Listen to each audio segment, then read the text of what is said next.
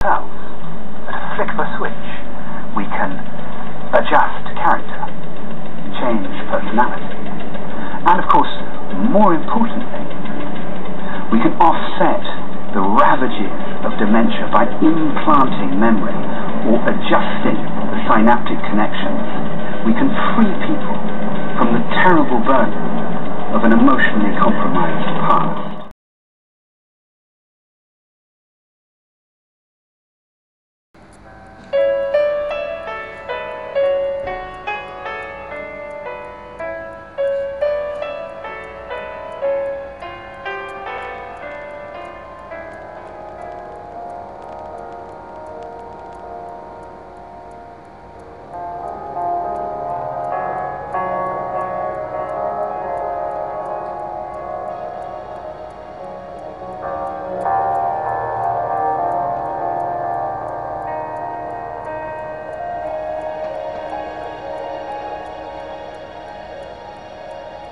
The ruling elites are no fools. They know that one of the best ways to rule the masses is through restrictive religious laws. They also know that most political and religious leaders have no human morals. They crave power and material riches, and would do almost anything to achieve these goals, including sleeping with the devil. The sound of the day of Jehovah is bitter. Their mighty man is letting out a cry. That day is a day of fury, a day of distress and of anguish, a day of storm and of desolation, a day of darkness and of gloominess, a day of clouds and of thick gloom, a day of horn and of alarm signal against the fortified cities and against the high corner towers. I will cause distress to mankind, and they will certainly walk like blind men, because it is against Jehovah that they have sinned, and their blood will actually be poured out like dust, and their bounds like the dung. Neither their silver nor their gold will be able to deliver them in the day of Jehovah's fury, but by the fire of his zeal, the whole earth will be devoured, because he will make an extermination, indeed a terrible one, of all the inhabitants of the earth.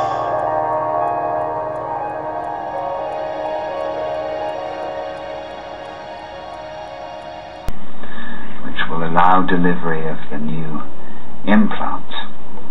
So what you'll feel is a little discomfort in the form of pressure and also a loud vibrating noise in your head, all of which of course is completely normal.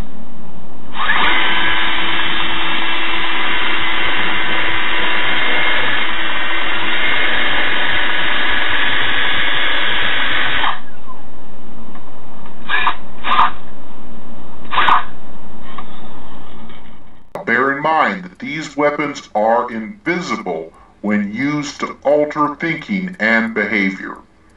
Will HARP and other mind control devices be used as the opening salvo to usher in the New World Order? Tell us, when will these things be? And what will be the sign of your presence and of the conclusion of the system of things? And in answer, Jesus said to them, look out that nobody misleads you.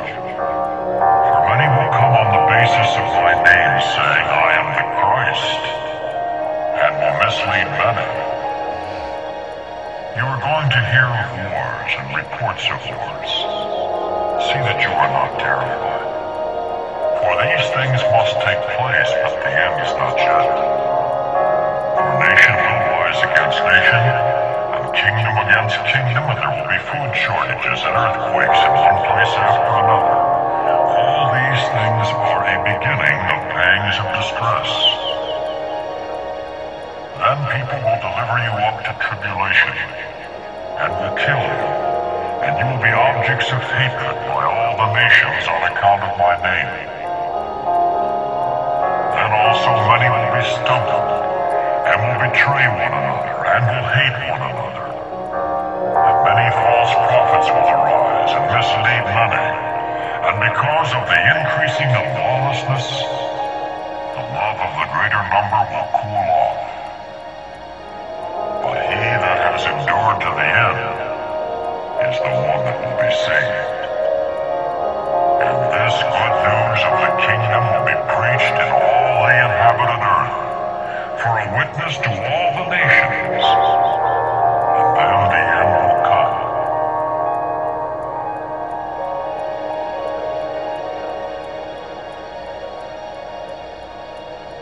That people may know that you, whose name is Jehovah, you alone are the Most High over all the earth.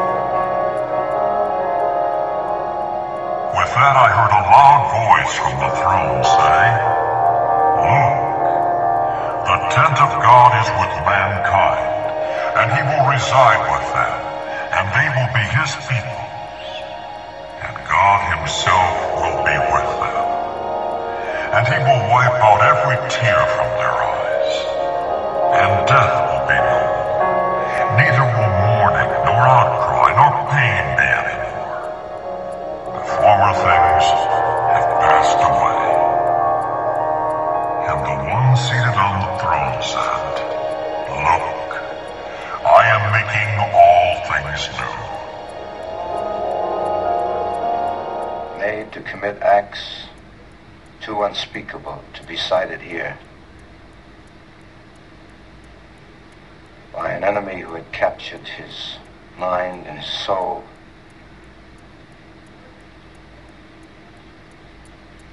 He freed himself at last, and in the end, heroically and unhesitatingly gave his life to save his country. Raymond Shaw.